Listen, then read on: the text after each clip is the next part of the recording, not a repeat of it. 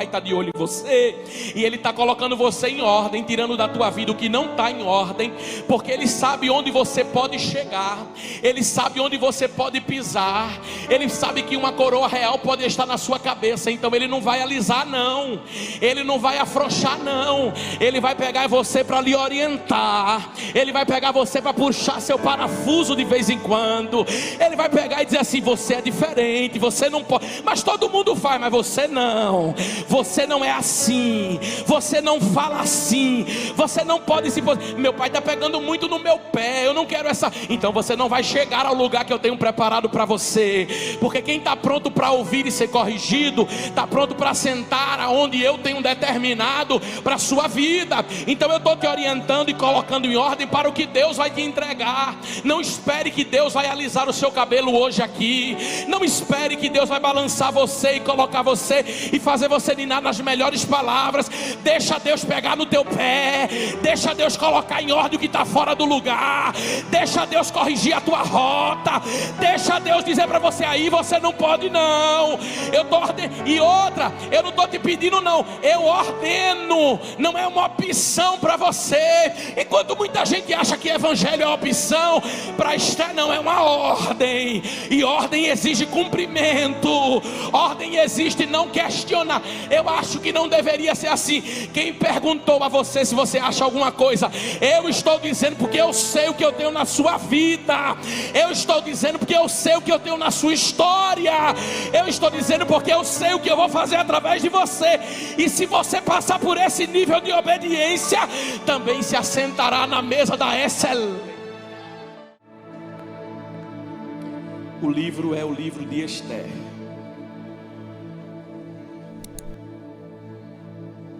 Capítulo de número 6.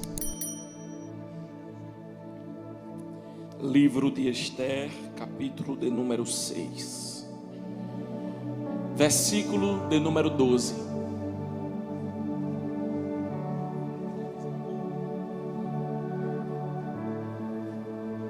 O livro é o livro de Esther, versículo de número 12.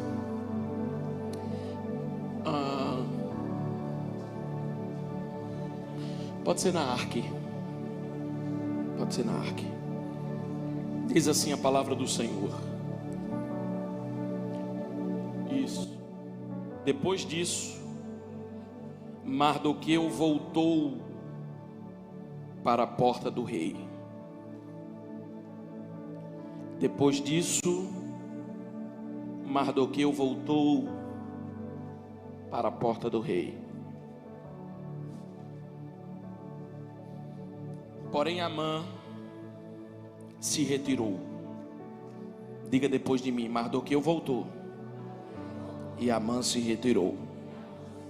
Diga: Mardoqueu voltou e Amã se retirou,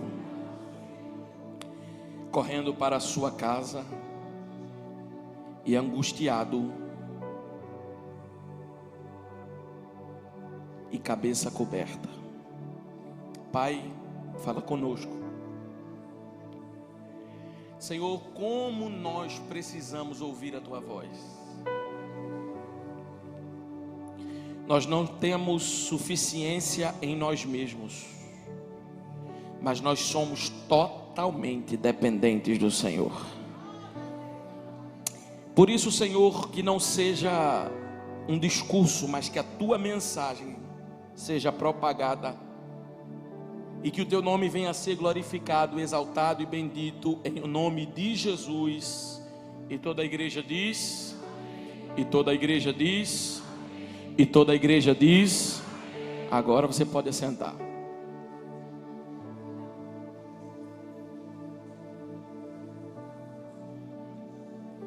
Meus irmãos, nós estamos diante de um texto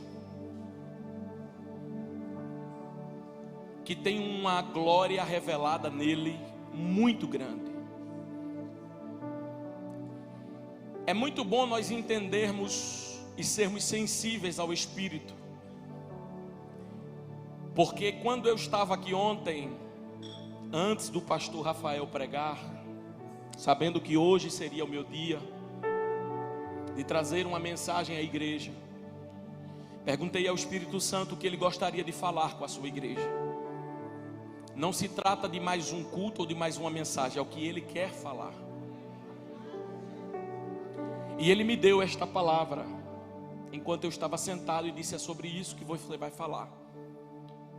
E como um filho teimoso, eu perguntei para ele: Senhor, eu acho que essa palavra não deveria ser para hoje. Ele falou assim: você vai falar sobre isso. Aí eu falei: dificilmente eu faço isso, irmão, difícil, eu faço muito isso difícil. Acho que foi por isso que ele me atendeu tão rápido. Eu falei assim: tá bom, Senhor, mas me dá uma confirmação através do irmão que vai cantar antes de mim. Se ele cantar alguma coisa do céu, aí eu sei que o Senhor quer falar nesse versículo. E ele começou aqui falando do céu.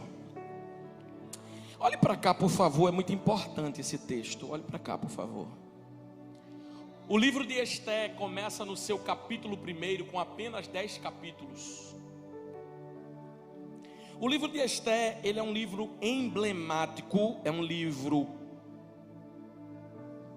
que alguns teólogos definem a sua mensagem, mas definindo a sua mensagem, eles acham interessante porque o nome de Deus não aparece no livro de Esther.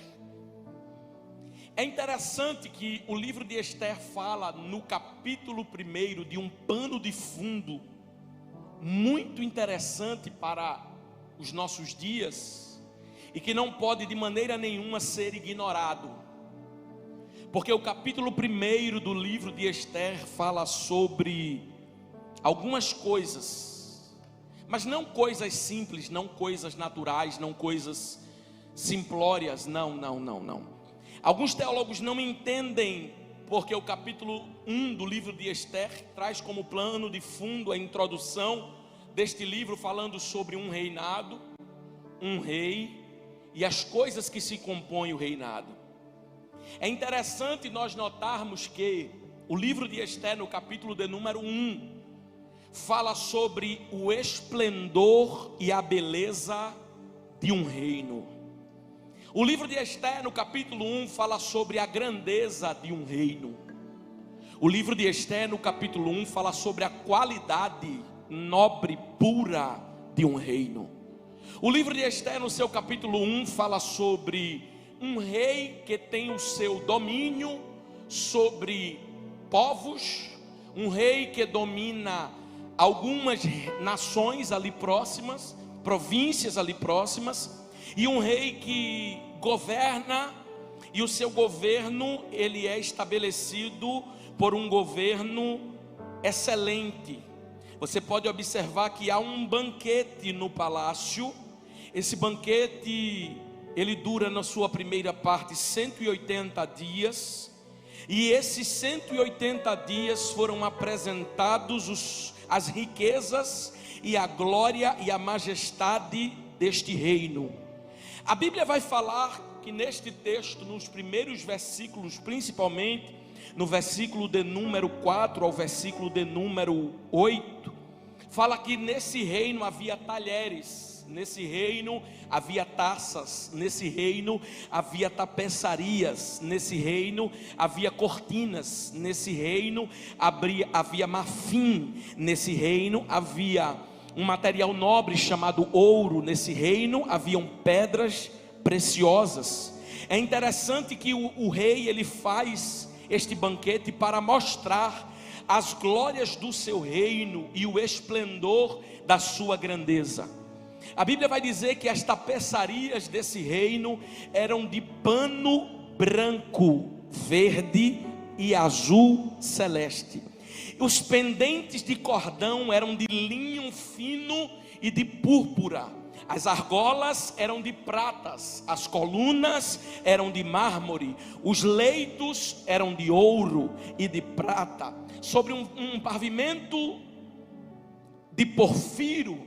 É interessante que a mármore, a alabastro, há pedras preciosas. E durante este reino, o rei convida para mostrar a esplendorosidade do seu reino, mas também para que as pessoas que adentram durante esses 180 dias de banquete possam sentar à mesa e saciar-se, possam sentar à mesa e participar desse banquete. A Bíblia vai dizer que dava-se de beber em vasos de ouro. Os vasos eram diferentes. Havia um vinho real. E é interessante que o rei disse: olha, o que vai acontecer aqui é de forma livre. É de forma livre. Eu não quero que quando alguém sente à mesa para tomar em taças de ouro, vasos de ouro, ele seja, alguém diga assim para ele: tá bom, chega, você vai só experimentar um pouco. Não. Eu quero que a partir do momento que ele sente à mesa, ele sinta-se à vontade. Se ele quiser mais uma taça, você ofereça para ele. Se ele quiser mais um alimento, você ofereça para ele. Porque aqui é deliberado o uso, o participar deste banquete. Eu preciso que os meus convidados se sintam participantes desta mesa, e a regra aqui é que todos façam conforme querem ser servidos. Isso está no capítulo 1, no versículo 6 ao versículo 8, você pode ler na sua casa depois. Depois a Bíblia vai falar da grandeza do palácio, palácio real, de esplendor, glória, a grandeza desse rei. E no terceiro ano do seu reinado, ele convida os príncipes e todos os seus servos do poder da Média e da Pérsia, e eles participam das riquezas da glória do seu reino e do esplendor excelente da sua grandeza por muitos e muitos e muitos e muitos dias. Isso parece ser uma festa que há um envolvimento das pessoas, um envolvimento do rei e um participar de uma mesa e de um banquete. É interessante nós notarmos, porque o capítulo 1 parece não fazer muito sentido. O capítulo 1 isoladamente parece não ter uma explicação. O capítulo 1 isoladamente parece não encaixar. Mas quando nós lemos o livro por completo, quando nós chegamos ao capítulo 2, nós já observamos algo interessante. O que, pastor? Um homem que está sentado à porta deste palácio. Este homem, a sua posição costumeiramente era sempre à porta do palácio.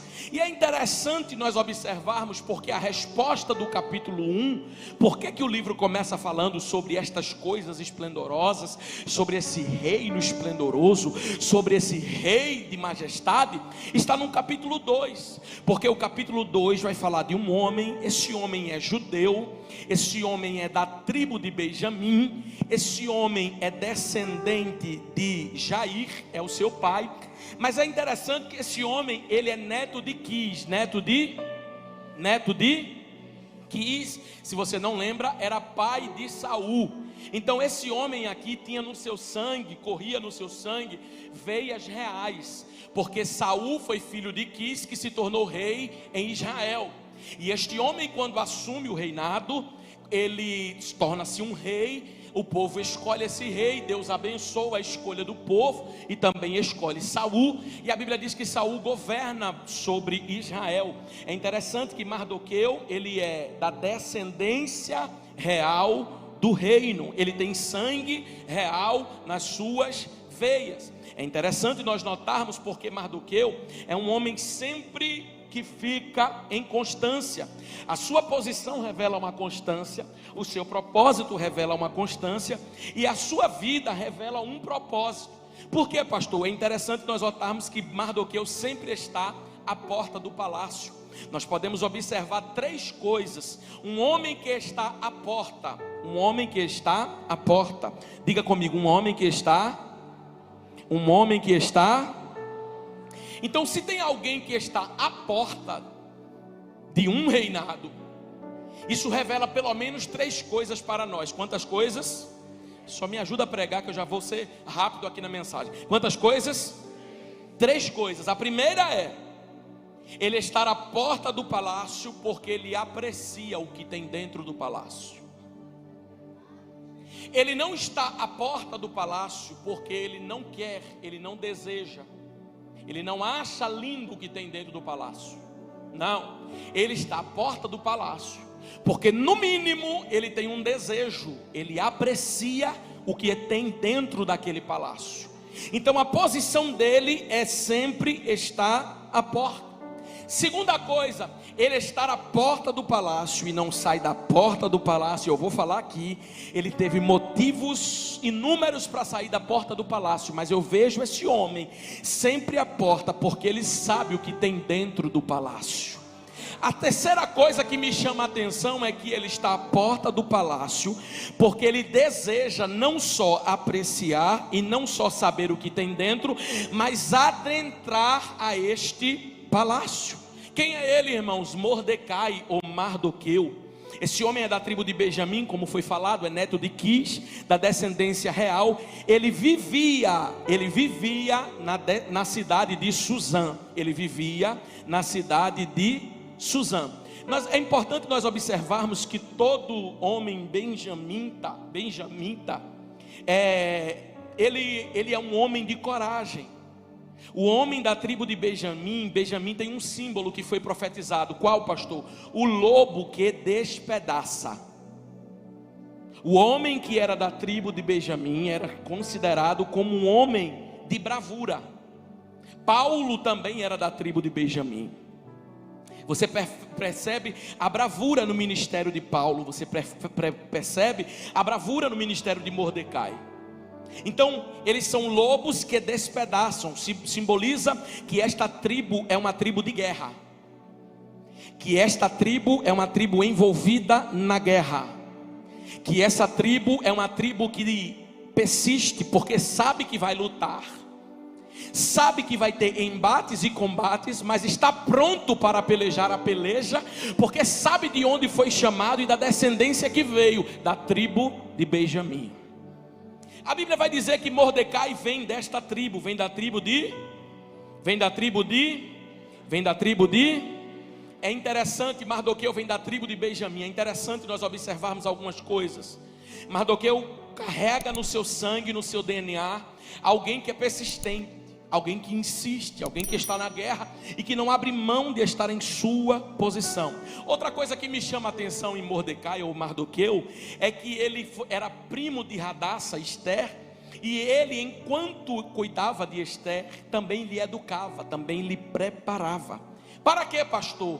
Enquanto Mardoqueu estava à porta do palácio, Mardoqueu olhava para Esther e dizia assim: olha, você precisa se aprontar, você precisa estar pronta.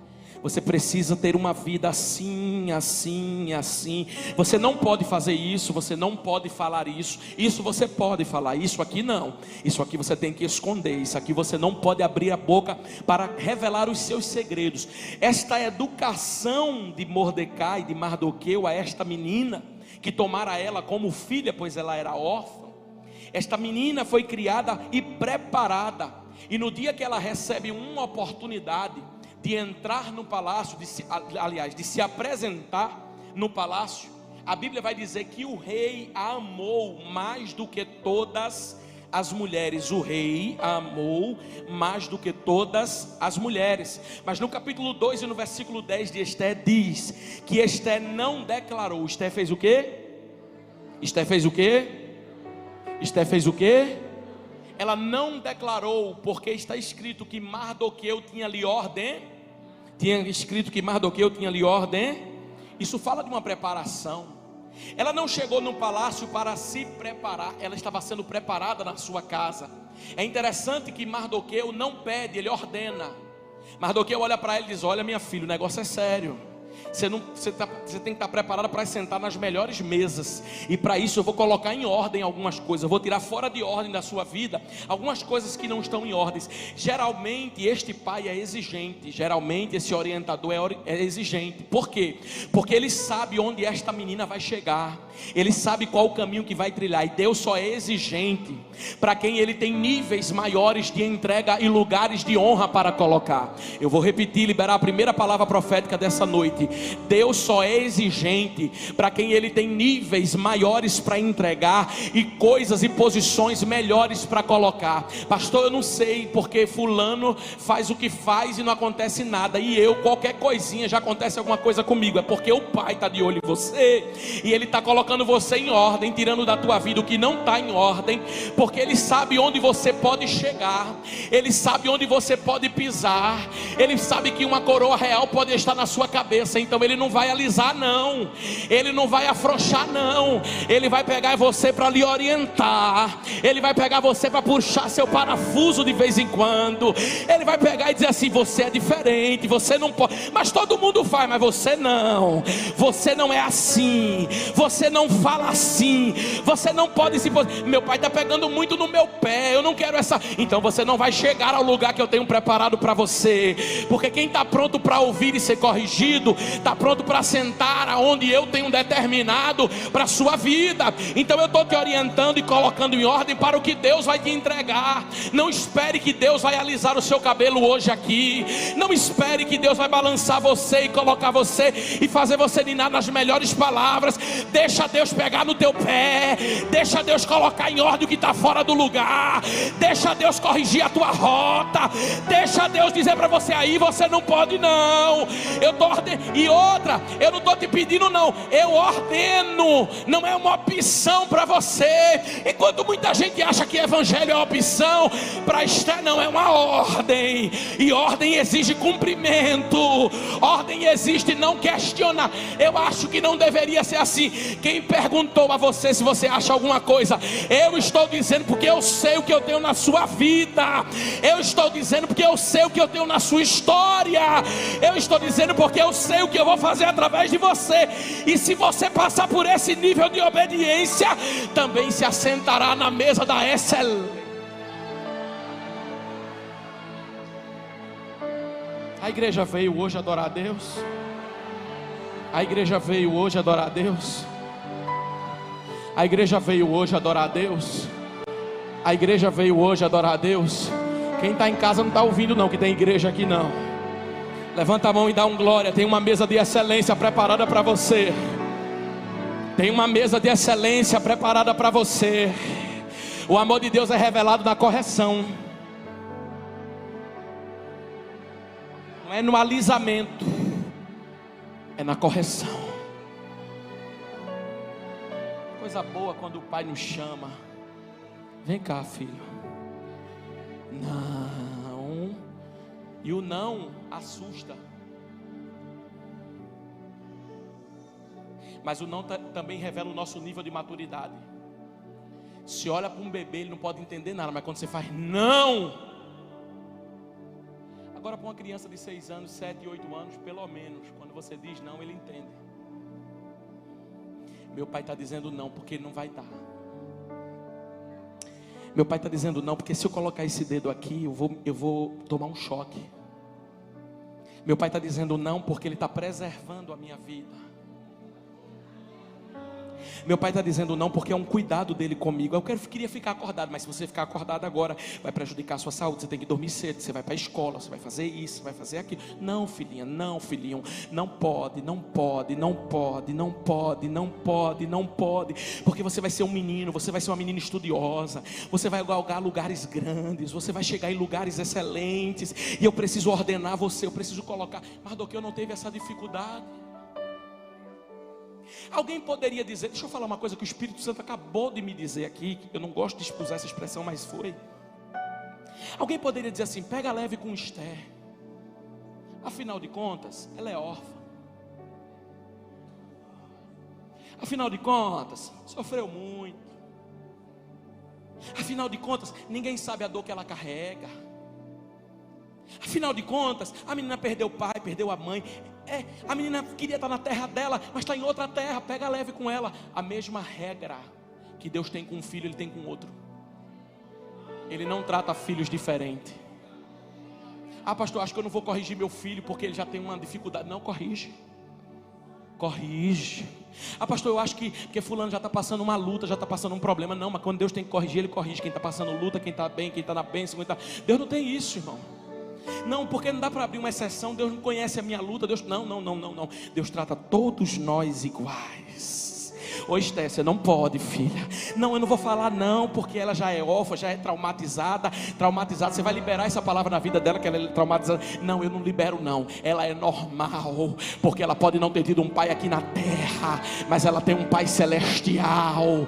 Irmão, não tem. Deixa eu falar uma coisa para você. Deus é aquele que cura os nossos traumas. Deus é aquele que cura as nossas feridas. Como andar com um Deus desse chamado Jeová Rafá, Doutor Rafá, um Deus que cura e não achar que Ele cura também a alma, e não achar também que Ele cura as emoções, e não achar também que Ele entra lá dentro, onde o psiquiatra, o psicólogo não entra, mas Ele vai lá, coloca um bálsamo, coloca um alívio. Irmão, esse Deus quer colocar coisas, quer colocar bálsamos nas nossas feridas.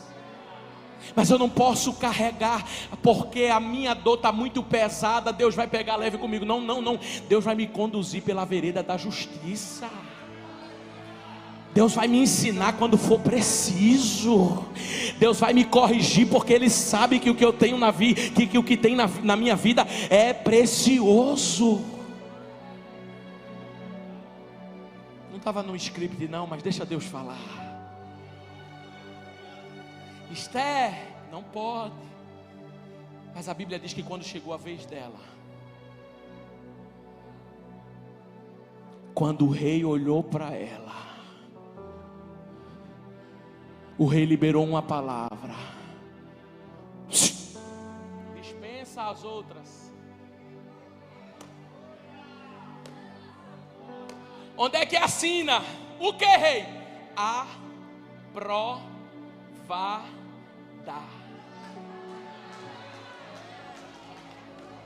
Sabe por que ela foi aprovada pelo rei? Porque também foi aprovada pelo tio. Deus não aprova quem está reprovado aqui na terra. Deus primeiro aprova aqui na terra, para depois aprovar no céu. Não, meu tio não. Mas era autoridade na vida dela. Se o tio não aprovasse, Deus também não ia aprovar. Não, mas olha, não tem não. O rei aprovou porque já estava aprovado em casa. Toda flecha precisa de um arqueiro para ser lançado. Nós não somos independentes. Nós andamos debaixo de uma palavra, debaixo de uma direção, debaixo de um mover profético. Essa menina estava liberada pelo tio para prosperar. Quando ela chega no palácio, arrebenta tudo, irmão. Porque dentro de casa estava muito bem resolvido, não tinha conflitos familiares. Não estava sem falar com a mãe, com o pai, com o avô, com a esposa, com fulano, com o cicrano. Quando chegar na casa do Senhor, Ele vai me aprovar. Não, primeiro conserta lá. Ele diz para Ezequias: põe a tua casa em ordem que tu vai morrer. Eu quero consertar primeiro, para colocar e erguer depois. Então quando o rei olha, ele diz assim: aprovada, vem. Esté entra no palácio. Esté, entra. Esté, entra. Agora, deixa eu falar uma coisa aqui. Como é que alguém está fora do palácio, mas está se preparando fora do palácio, ouvindo o não do tio, sendo corrigida pelo tio, para ser aprovada pelo tio, para entrar no palácio?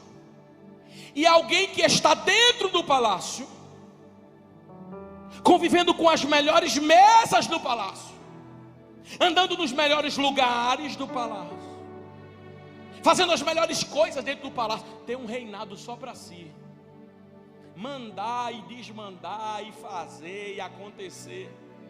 Como é que tem alguém que está fora do palácio, mas ganha o palácio? E como é que tem alguém que está dentro do palácio, mas perde o palácio? Porque Esté só entrou porque Vasti saiu. E existe uma geração sendo substituída por Deus. Existe uma geração sendo substituída por Deus.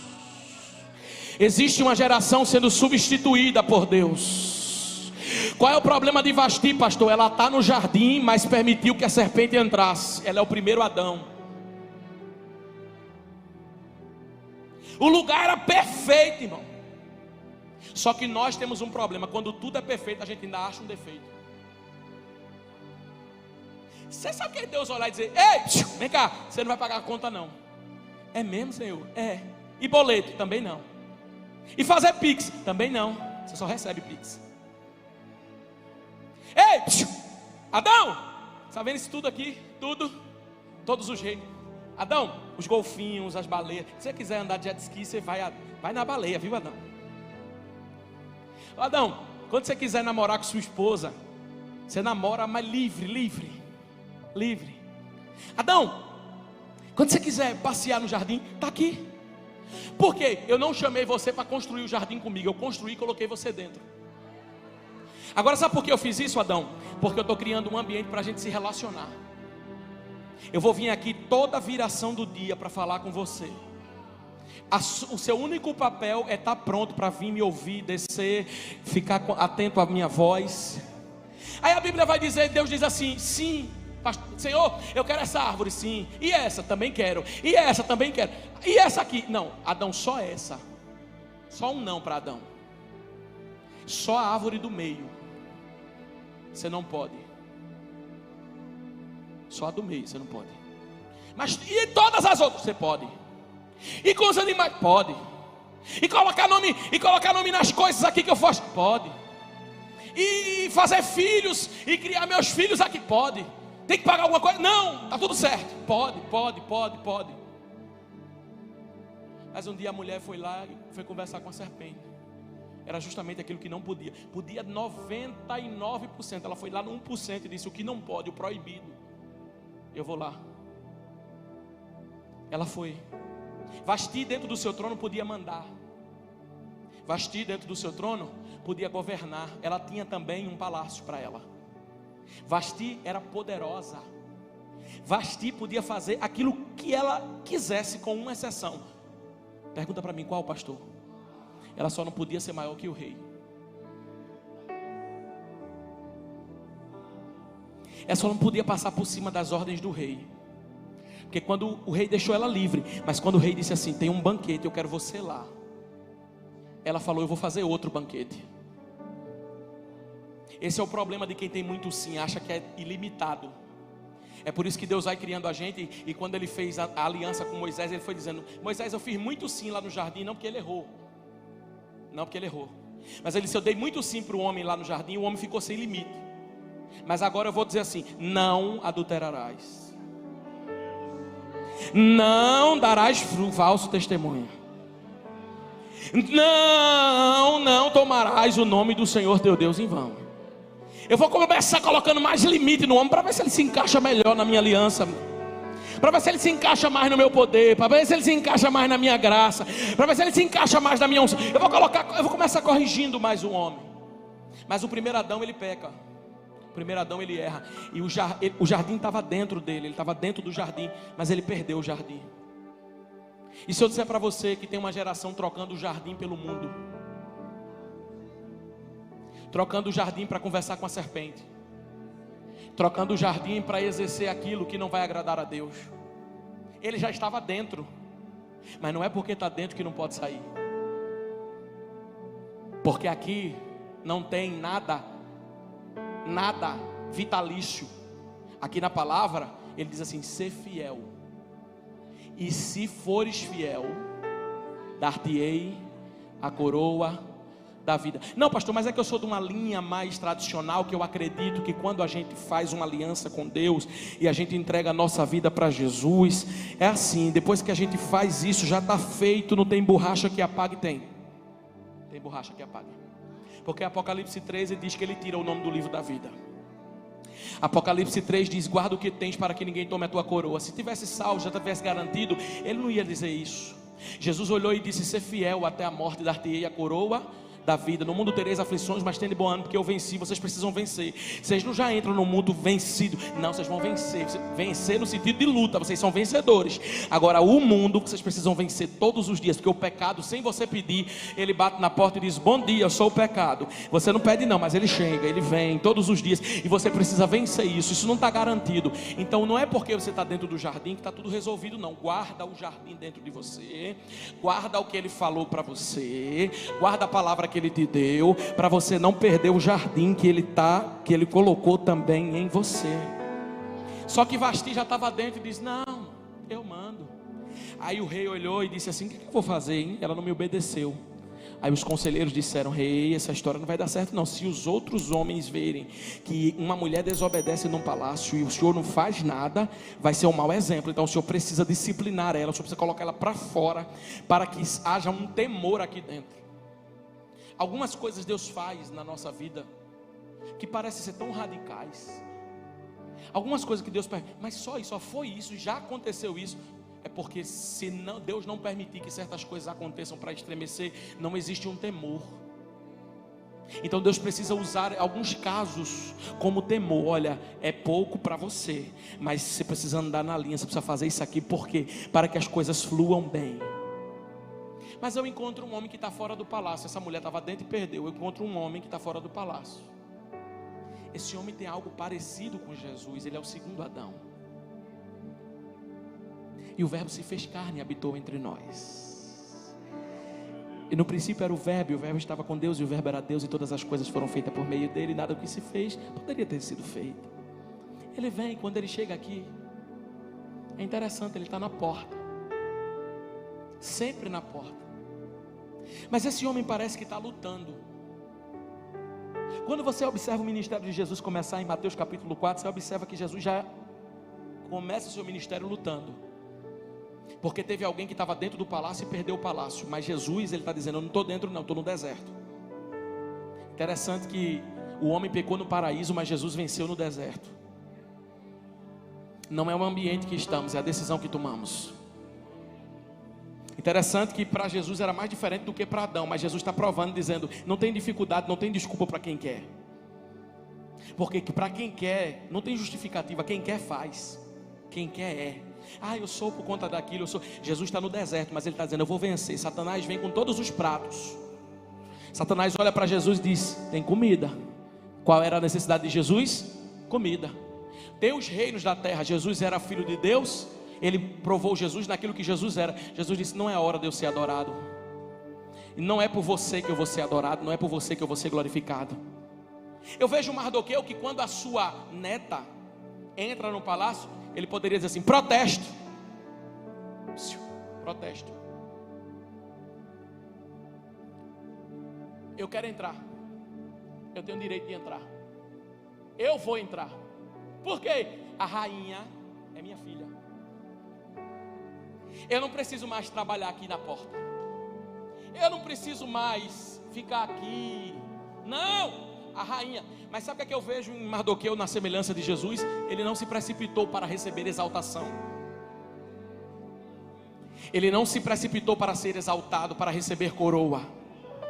Porque ele podia entrar no palácio por Esther, mas ele não ia entrar no palácio por Esther. Não era Esther que ia colocar Mardoqueu no palácio, não, era Deus. Tem gente que está esperando Esther colocar ele lá dentro, mas Deus está dizendo: não vai ser Esther que vai te colocar, sou eu. Porque se você for pela mão de Esther, a glória vai ser de Esther. Mas se eu te colocar, ai meu Deus, eu estou sentindo uma graça de Deus. Se você for pela mão de Esther, você vai ser honrado por Esther. Mas se eu te colocar, vai ser diferente. Aí eu vejo Jesus chegando eu vejo Satanás chegando para Jesus e dizendo: eu te darei as glórias desse mundo. Eu te darei tudo. Mas tudo era de quem? Tudo era de quem, igreja? Tudo era de quem?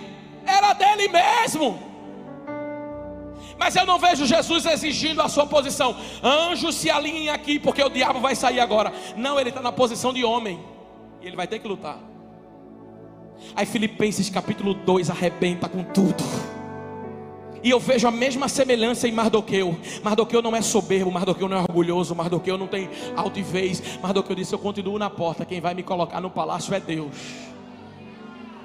Aí eu vejo um versículo que Paulo grita, preso numa cadeia, dizendo: de sorte que haja em vós o mesmo sentimento que houve em Cristo Jesus, que sendo em forma de Deus, não teve por usurpação ser igual a Deus, mas fez o que? Esvaziou-se de si mesmo, tomando a forma de servo e fazendo-se semelhante aos homens, e se humilhando e sendo obediente à morte, até a morte de cruz. Mas Deus, não foi Esther, foi Deus, porque o que vem de Deus, não vem de Esther.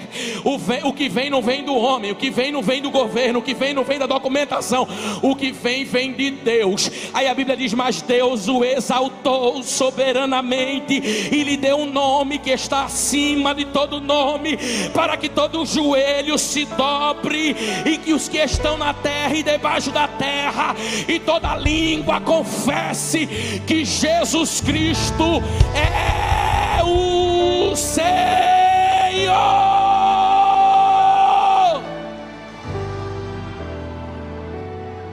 Eu vejo algo em Mardoqueu parecido com Jesus. Ele não vai reivindicar os seus direitos.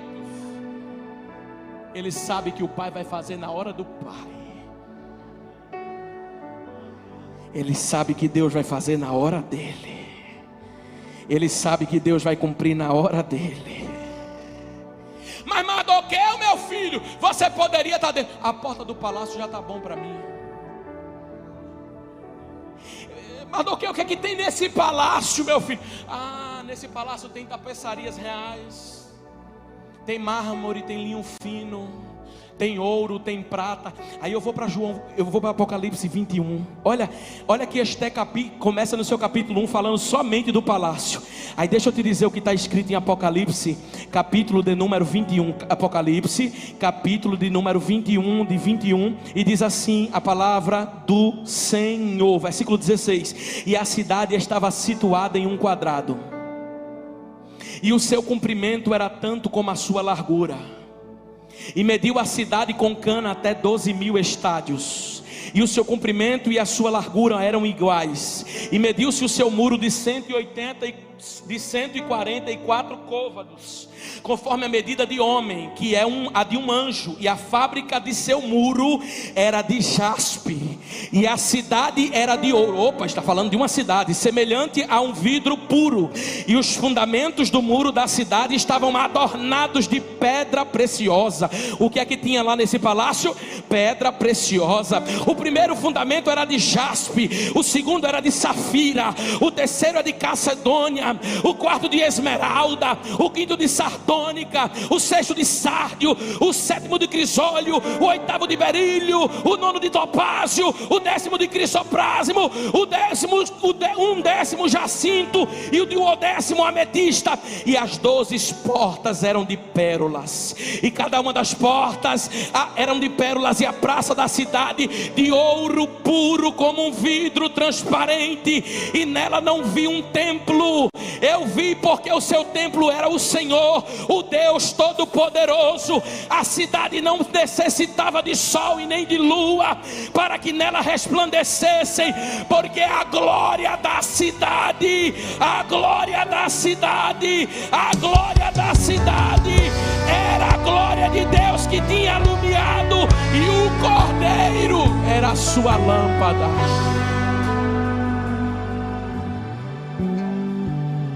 Nessa noite eu não vim pregar chave de carro. Nessa noite eu não vim pregar chave de casa. Nessa noite eu não vim pregar que Jesus vai dar e vai fazer. Não. Versículo 24: e as nações andarão nesta luz. E as nações andarão nesta luz, e os reis da terra trarão para ela a sua glória e honra, e as suas portas jamais se fecharão, nem de dia nem de noite, porque ali não haverá noite. E a ela trarão glória das nações, e não entrará nela coisa alguma que a contamine ou que cometa abominação, mas só os que estão inscritos no livro da vida do Cordeiro.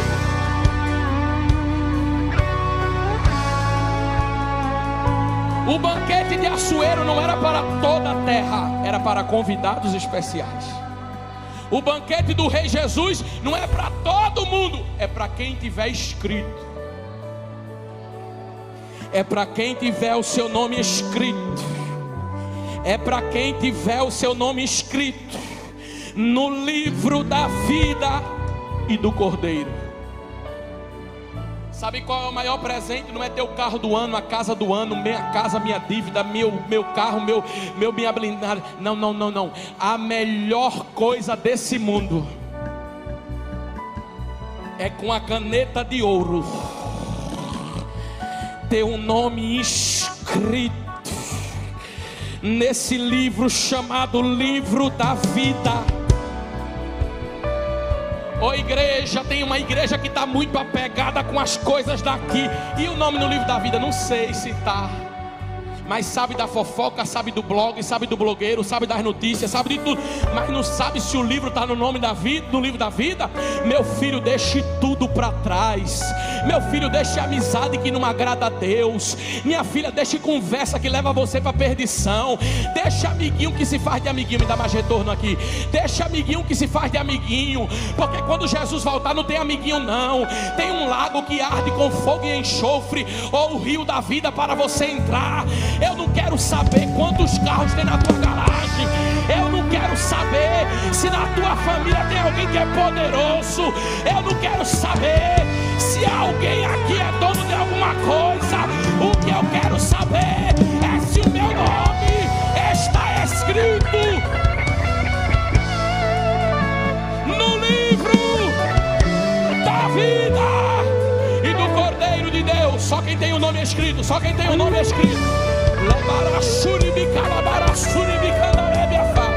Só quem tem o nome escrito, só quem tem o nome escrito, só quem tem o nome. Eu não estou pregando hoje, meu filho, para você receber alguma coisa aqui na terra, mas eu digo com muita pressa: verifique se o seu nome está escrito no livro da vida.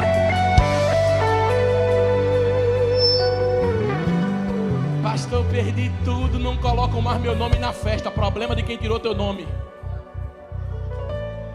Não gosta, não me aceita. Problema de quem não te aceita. Não faz. Problema de quem não faz. Eu quero saber se meu nome está escrito lá. Eu quero saber se meu nome está escrito lá.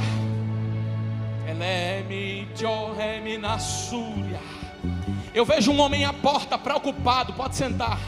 Eu vejo um homem à porta preocupado, porque esse homem não quer perder a entrada. Mas eu vejo um povo tão assim, ó. E aí, irmão? Tô triste. E aí, irmão? Não sei. Pai do Senhor, irmão. Paz. Pai do Senhor Jesus, irmão. Oh, glória.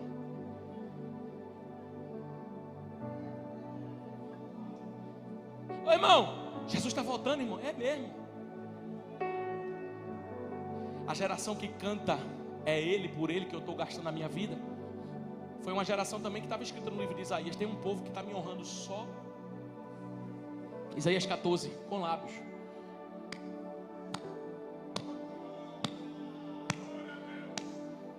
Mas não estou aí não. Eu não recebo louvor de lábios. Nele minha vida está, estou gastando tudo por Ele. Quando tem 4 dias de ajuntamento, não consegue nem chegar na igreja porque está chovendo, não tem guarda-chuva não em casa. Ah, porque eu estou com dor de cabeça. Eu já vim com dor de cabeça, com pressão alta, com um dedo inchado, irmão, com unha encravada. Teve dia que eu subi aqui que eu disse: hoje eu morro em cima do púlpito, mas se for para morrer eu morro lá e subo direto para a glória. Uma geração que não sacrifica nada e diz: eu amo Jesus. Tu ama coisa nenhuma.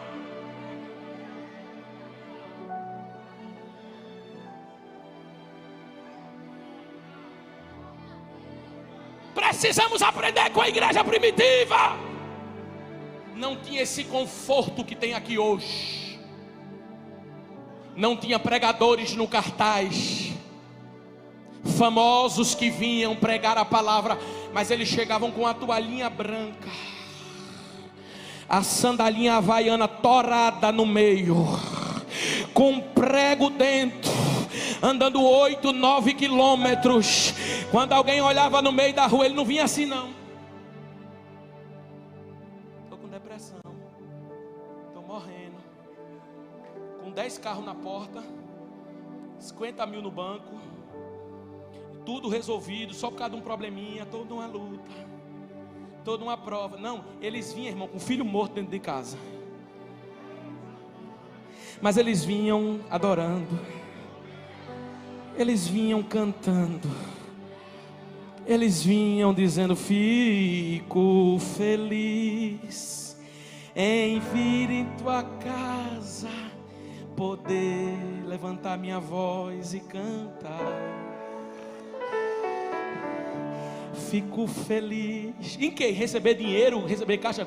Só em vir em tua casa, poder levantar as minhas mãos e adorar. E os problemas tudo em casa, mas ele chegava na igreja assim: bendito é o nome do Senhor,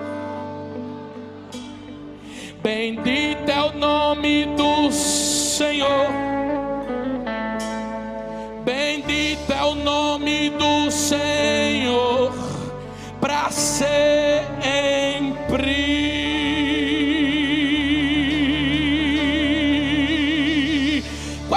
Que vai cantar hoje? Não, aquele zinário bem fácil, irmão, que os catadores de cana escreviam, não sabia nem ler nem escrever, mas quando ele estava no monte orando, Deus dizia: vou te dar uma letra, vou te dar um hino inspirado para cantar para mim, vou te dar um hino que tu vai falar de uma cidade que tu nunca foi, tu nunca esteve lá, mas eu vou te revelar o céu pelo lado de dentro para tu contar a minha igreja.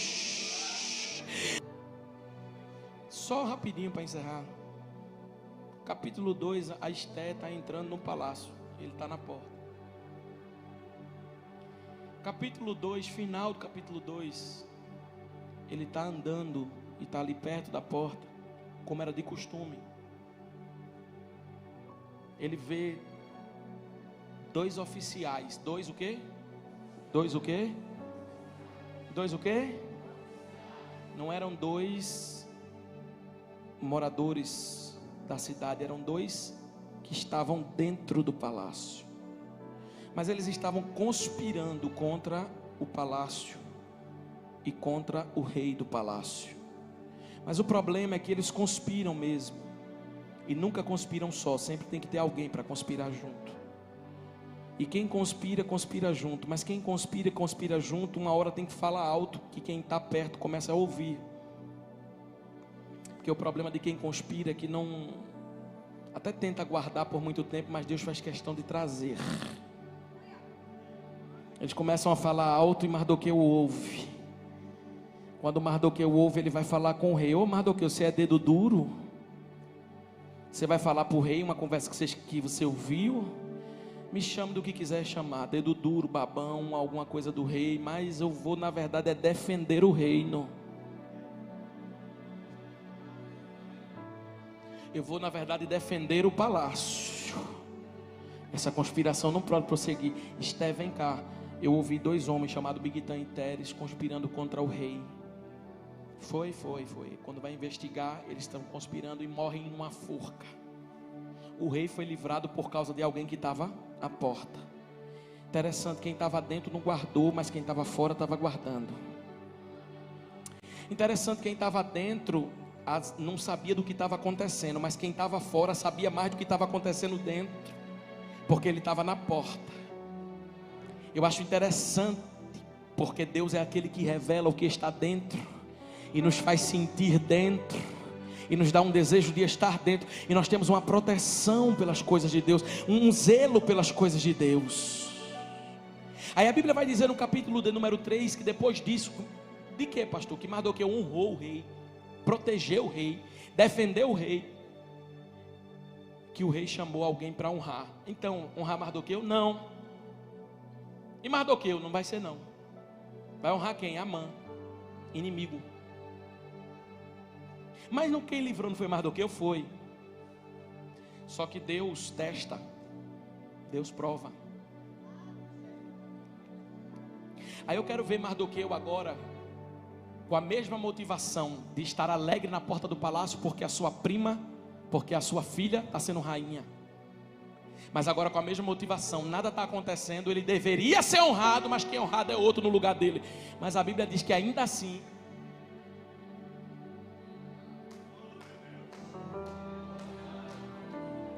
ele decidiu ficar à porta do palácio. Ele decidiu ficar à porta do palácio, porque Mardoqueu não é dessa geração de hoje. Qual? Recompensa imediata, tudo imediato, tudo para agora. Mardoqueu sabe guardar num banco chamado Banco do Céu. Meu Deus.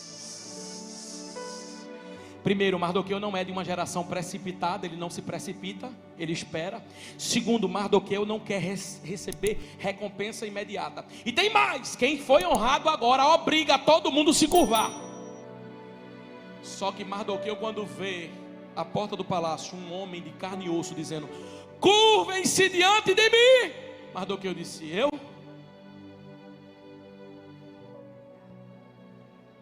eu sou o crente da porta. E crente da porta não se curva a sistema humano.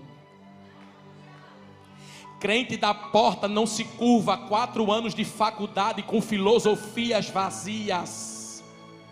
Crente da porta não se curva ao adultério, à prostituição, à lascívia. Crente da porta não se curva à bebedeira, a quarta noite na igreja, mas sexta noite na mesa de um bar, sentado bebendo e...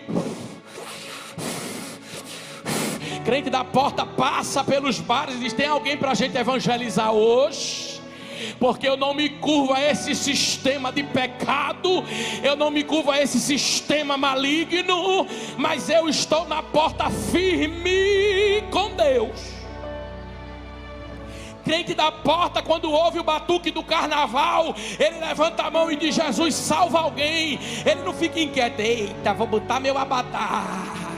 Quando vem o São João com Jesus, ele não veste a camisa e vai para lá. Quando vem as festas de fim de ano, ou os encontros sociais com as amigas, os amigos, ele não senta nas mesas para comer as imundícias das bolocas dos porcos. O crente da porta, ele diz: você não me dobra pecado. Por quê? Porque eu só me dobro diante da diante da presença do meu rei. Diante da presença do meu rei, eu não me dobro para agradar alguém, para sentar na mesa de alguém, porque eu quero entrar nesse palácio.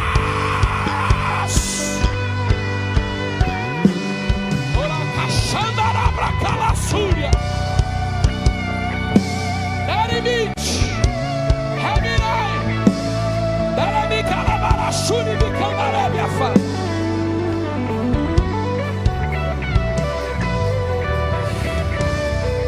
Eita, eita, eita, eu preciso encerrar, irmão. Já passei da hora. Aí chega o capítulo 4 para o crente que está na porta. O que? Só vive na porta, só faz estar na porta. Mas quando na porta ele olha, tem um decreto: você vai morrer. Que? Eu sendo fiel, livrando o rei, fazendo tudo certo. É possível que você esteja fazendo tudo certo e tudo esteja dando errado. O crente da porta tem um dia que ele bate a consciência e que o diabo sopra no ouvido dele e diz assim: e aí? Capítulo 4 chegou na tua vida. Vale a pena mesmo estar na porta? Porque tu vai morrer. Vale a pena mesmo? Porque no primeiro ano que tu livrasse o rei, ele não te livrou. Segundo ano teve banquete aqui, ele também não te livrou. Terceiro ano, nada aconteceu na tua vida. Quarto ano, nada aconteceu na tua vida. Só que Satanás esqueceu que o quinto ano chegaria. Satanás esqueceu que o quinto ano chegaria. Mardoqueu está tão triste na porta, porque ele sabe que vai morrer, que ele rasgou as suas vestes, vestiu o pano de saco, cobriu-se de cinza e saiu pela cidade. Nessa hora o inferno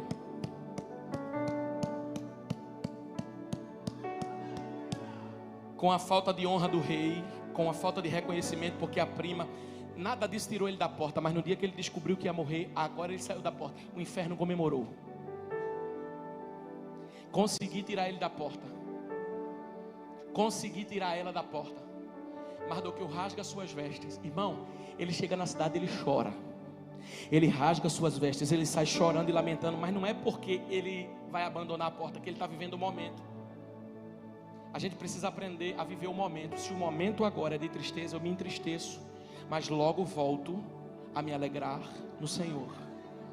Mardoqueu não ia estar vestido de festas, de vestes de festa, quando o tempo era de luto. Então Mardoqueu se veste, porque ele sabe, não, eu tenho que chorar agora para não estar chorando lá na frente depois. Eu tenho que viver essa emoção agora. Aí Mardoqueu chora, mas depois que ele rasga as vestes, depois que ele extravasa, que ele bota para fora, está escrito, não sei o que estou inventando não. Põe aí, por favor, capítulo 4, versículo 2. Eu estou encerrando, me dá só mais 10 minutos. Capítulo 4, versículo 2. Põe aí na tela. E chegou, o quê? E chegou até diante do quê? É aquele dia que você pensa. É aquele dia que você diz assim: eu não aguento mais não. Eu não quero mais não. Fazer isso, fazer a obra de Deus, a vontade de Deus, o querer de Deus, orar pela minha família, orar pela minha casa, não quero mais não. Aí Deus até permite, você vai para a cidade. Quando você chega na cidade, você diz: o que é que eu estou fazendo aqui?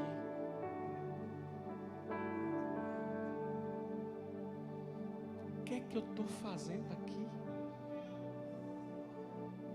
Isso aqui não é meu lugar. Retroceder não é meu lugar. Desistir não é meu lugar. Com a veste de luto, ele volta para a porta. Satanás, estamos voltando para a porta. Satanás, Mardoqueu está voltando para a porta nessa noite. O cansaço, a notícia, a fadiga tirou você da porta, mas só foi um momento que Deus permitiu você chegar na porta da cidade, porque Ele está dizendo: volta para a porta, volta para a porta, volta para a porta, volta para a porta, volta para a porta, volta para a porta, volta para a oração, volta para o jejum, volta para a intercessão, volta para as lágrimas, volta para clamar, volta para cantar, volta para jejuar, volta com pressa, porque eu tenho algo a cumprir e a fazer na tua vida.